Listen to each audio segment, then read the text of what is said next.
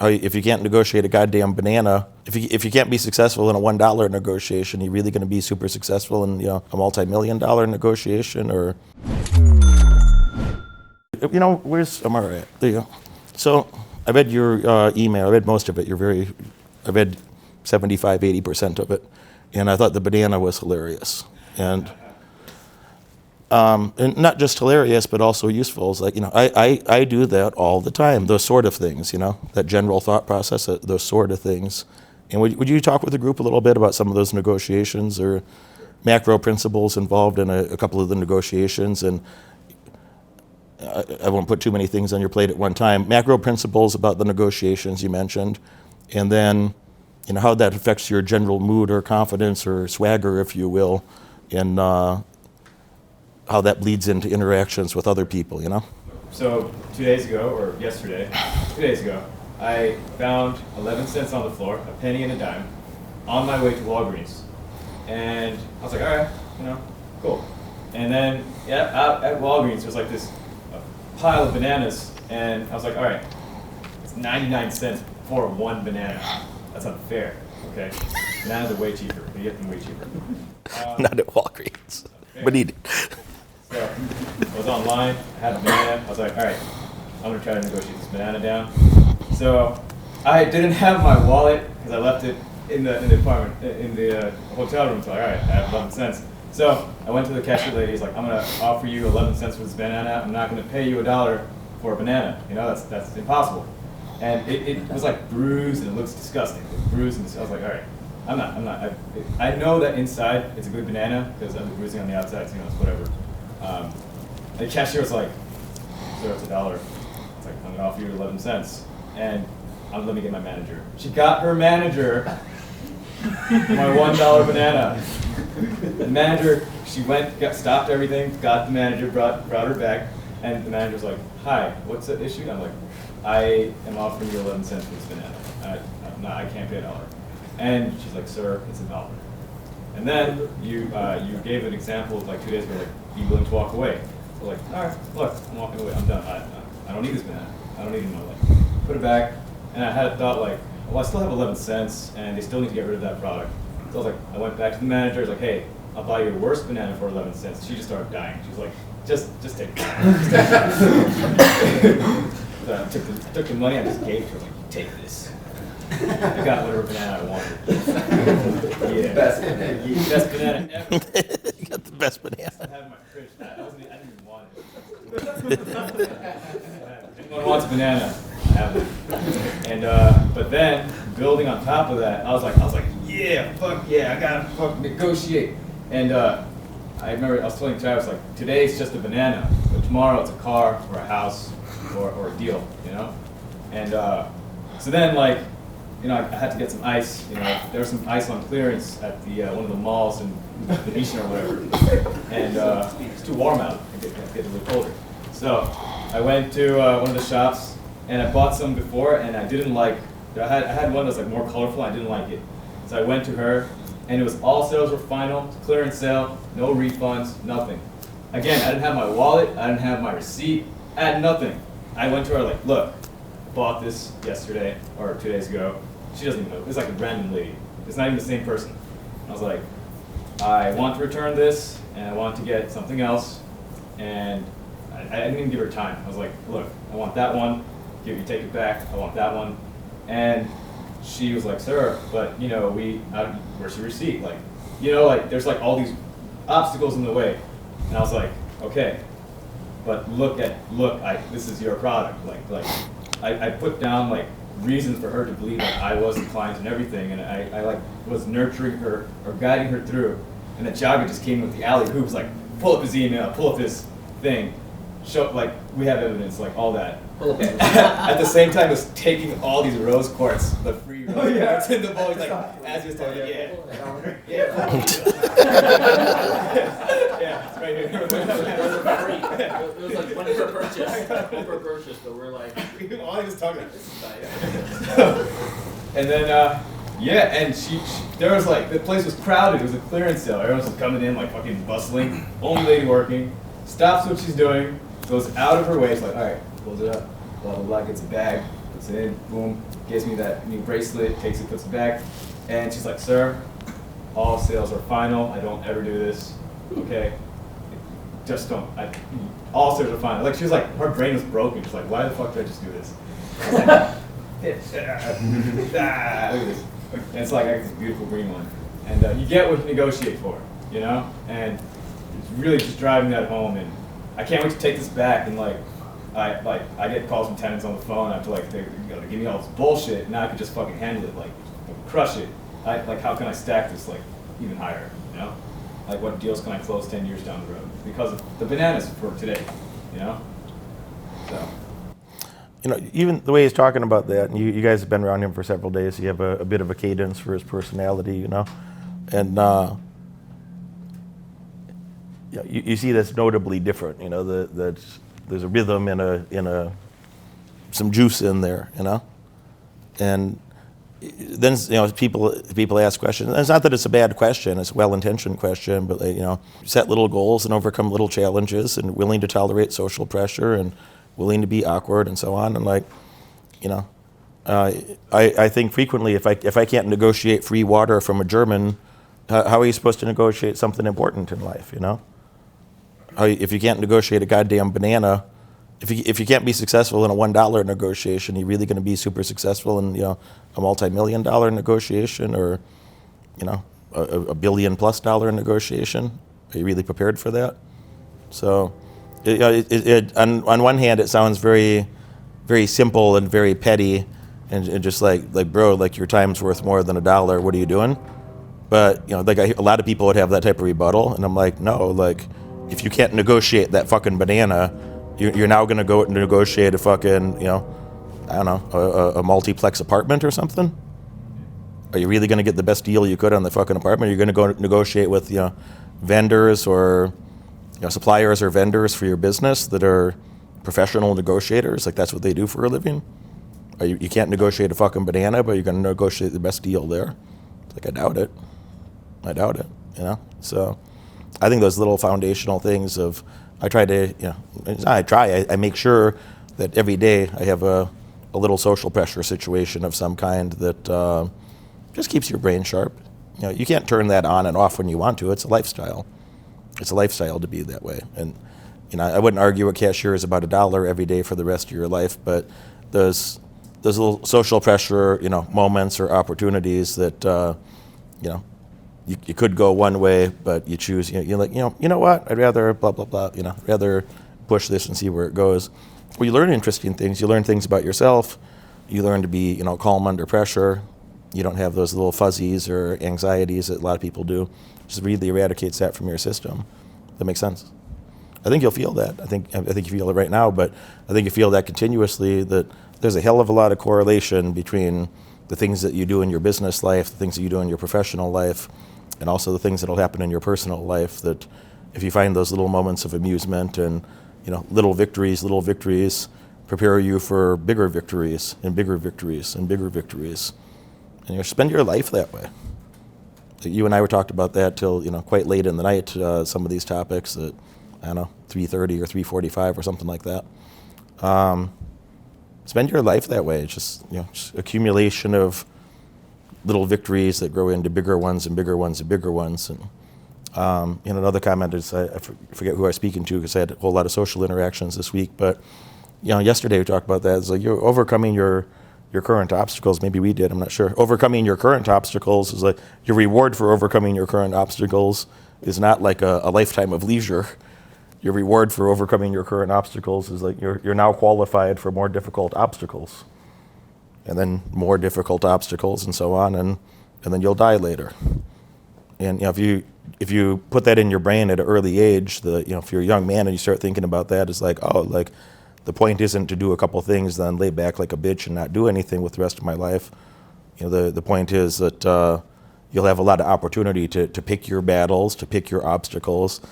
You know, if you do that, make a habit out of that in your 20s, in your 30s, you have a lot more latitude of like, you know, what challenges do I want to pick? I don't have to do some shit I don't really want to do, but I still have a lot of youth, so what are some challenges that I would like to pick, that I'd like to take on? What are the next obstacles so you have more latitude or choice about which obstacles, but they'll be more difficult than the earlier ones. but you did all the early ones that were emotionally difficult because you felt like you had to because you're young and you don't have that experience yet. But I think a person that does that, you're going to have a very different life in your 30s, and you have very, very different life. You do whatever the fuck you want to do in your 40s and 50s pretty much, So, and you'll still be, Sheldon Adelson over here that owns the Venetian Palazzo complex, owns half of the stock of the company. The company Las Vegas Sands LVS. Sheldon was like 60 years old, and before that he was a cab driver, and then he started a fucking tech conference. You guys could look him up. He sold this tech conference in the 90s, I think, to Microsoft for $80-something million. Had some turned it into a significant conference, like a trade show type thing, and then sold that to Microsoft. I believe it was Microsoft. That part I might be fuzzy on, might be somebody else. Got something $80-something million, and a chunk of that in his pocket, and a chunk of that off to investors and whatever. And you would think if you're in you're 60, 61 years old, and you had tens of millions of dollars, and you used to be a cab driver, maybe a lot of people would stop about there. And he risked all of that money and went into debt to go get into the casino business. He's one of the richest people alive. I don't know what his current net worth is. I know it's been about $30 billion in the past. In the last recession, his net worth went from high 20s, 20-something billion to like 2. And there's an interview there, some woman's asking him about it, and he's just like you could just see it was just like he thought like, this is the stupidest question ever. Like, I'm still a billionaire, and I can still do whatever the fuck I want. And he was just kind of like just baffled by her stupidity. So how do you feel about blah blah blah? And he's just like, I just do anything I want. So anyway, and then he turned that into another, rode the stock back up. I made a lot of money with that stock too, but turned that back into $30-ish billion again. I don't know what his current net worth is. It was something like that. The stock price is, what's the LVS at? $60, $55, something like that. LVS. Yeah, $55, something like that. He's doing fine. He's doing okay. He looks like he's been dead for 5 years. The man looks so decrepit. He looks like he's dead and decomposed for 5 years. But I think he wants to stick around. He's a Jew. So I think he just wants to stick around and make some more money before he dies. What the fuck's that stock at? I would think 50-something. 59.60, yeah, $59. Look up Sheldon Adelson net worth. Steve Wynn, who's more well known, Steve Wynn has a pittance of a net worth relative to Sheldon. That Steve Wynn might not have $2 billion. He's got 1 point something, and his ex-wife has got as much or more. As of November, 35 billion. 35 billion. Look up Steve Wynn's net worth quick. It's going to be 1 point something, I imagine. Maybe it's 2.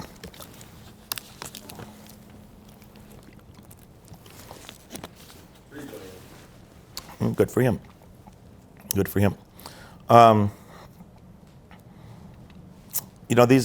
Steve didn't need to do that. Steve grew up in Pennsylvania. His dad ran bingo halls. His dad was running bingo halls. He grew up in bingo halls with like old ladies and shit back in Pennsylvania. I think he came out here originally. I think he just got a job out here. I think he was an executive at the Mirage, and he owned a little chunk of land where the Forum Shops are, Caesar's Forum Shops right now. And they wanted to build Caesar's wanted to be like a quarter acre, so 10,000 square feet. And they wanted to build the Forum Shops and redo some casino towers over there. So they're trying to buy the land from him. And he's like, no, I don't want to sell it. And it's just like a little chunk of land, in the middle of their operation. And, so they keep, so no, we really want to buy this. And he's like, well, $12 million. And they're like, for a quarter acre. And they didn't like that, so they tried to take him to court to force a sale of the land in some eminent domain type case. And the courts are like, no, we're not going to make the guy sell the thing. So he got something like $12 million for this tiny land parcel that's now where part of the Caesar Palace facility is. And then he used that, and he was an executive at the Mirage, and was grew up around the bingo environment, and knew about gaming and gambling and those sort of facilities in general. And he pivoted that into the Bellagio. He ended up being a top guy at the Bellagio. Was responsible for a lot of the design there, and I believe he had a small equity stake in Bellagio as well. And then later on, he pivoted that into the Wynn Encore complex, and just boop, boop, boop, boop, boop, just worked his way up from a kid hanging out in bingo halls, now $3 billion, and has quite a fun life. And his name is much more well known than Sheldon's, but Sheldon's got more 12 times the net worth. But and just you could give up at any of those stages, but when you got there, when you have the rhythm of you're used to doing tough things, and you just keep doing that. Like most people tend to keep doing that. A lot of them do. I think Sheldon's an anomaly that that guy's a bit of a gambler himself to do some of the bold shit that he did. But when that banana negotiation, I've met Steve twice. Never had never had more than 15-second conversation, a couple little niceties, But I bet if you talked with the man, if you had the context to have a conversation with the man, I bet he's got a banana negotiation, the equivalent of that somewhere in his history. For sure he does. For sure he had a ton of little negotiations that he didn't just say $12 million, and you just there had to be some precursors to that where he's like, you know what, I could sell the thing for $1 million and be well ahead, but let me see where this goes, and willing to go to court over it, etc. I don't know what they were offering him, but I'm sure they were offering him a few million bucks, and they just didn't want to pay him what he wanted. And he's like, well, I'll just keep it. So those little banana things can turn into a lot of money later. I tried to think of the fella's name. Really awful with names. Good with a lot of structure, but Ackman, Bill Ackman. Bill Ackman's an investor, and often wrong, but never lacking confidence. So I always think that about him, that the guy looks pristine and well dressed, and he's always well groomed, and looks like he's 1,000% certain of anything he says. He's often wrong, but never lacking confidence. But I think he got into Brookfield. Do you know the background on him? I think it was Brookfield. He bought one of those malls back in the last recession. He was fucking with malls. And he bought this thing. It was like it's bankrupt and fucked. And look at the Bill Ackman mall investment. I think it's Brookfield Properties. $2 billion. Okay, good. Bill bought those fucking malls for nothing, and he's running a hedge fund, so he bought a large chunk of that company for nothing, and got something like a 20x return on a mall investment. But he didn't just write it back to normal. He said, stuck with that and thought it was like, no, there's more room. Got like a 20x return, which I don't think we will. It'd be a great story, but I don't think we will. But got a 20x return, I think with Brookfield Properties. Might be a different company. But he's another person that, like, I don't think that was his first negotiation or his first big investment. There had to be a story. I don't know his backstory, but there had to be a backstory behind that several little banana negotiations have to take place before you have the fucking the confidence and certainty to look at something and look at the data and not feel anxious or not take a 3x return or a 5x return and stick that out and get a fucking 20x return, which is extraordinary. The most impactful thing that I've learnt so far has been the importance of having a consequence for not doing the thing that you need to do. One of the books that we had to read was called Atomic Habits. I've read this book before. It's a great book. One thing that this book doesn't acknowledge is the importance of having a consequence of not doing the thing that you need to do. The consequence that I set for myself was going to sleep when I shouldn't. Whenever I do this, I got to pay someone £100, and I had to pay someone 100 quid. Well, 200 quid this week. I've upped the stakes this week. I'm going to add a 24-hour fast whenever I do this. So I'd say if you want to start a business, you don't want to waste your life doing silly things that could have been avoided. You're putting your ego ahead of your goals. Thanks for watching. Success is not for everybody, and it may not be for you. If you are or are on your way to be a millionaire or multi-millionaire, probably going to want to spend time with my clients. Probably going to want to have a personal relationship with me so we can accelerate that process, get you living up to your maximum potential, earning your maximum wage. You're going to want to click that follow button. You're going to want to click that bell and get notifications. Tune in every Friday. Tune in every Monday. You're going to love what you see. I look forward to having you as a client in the future.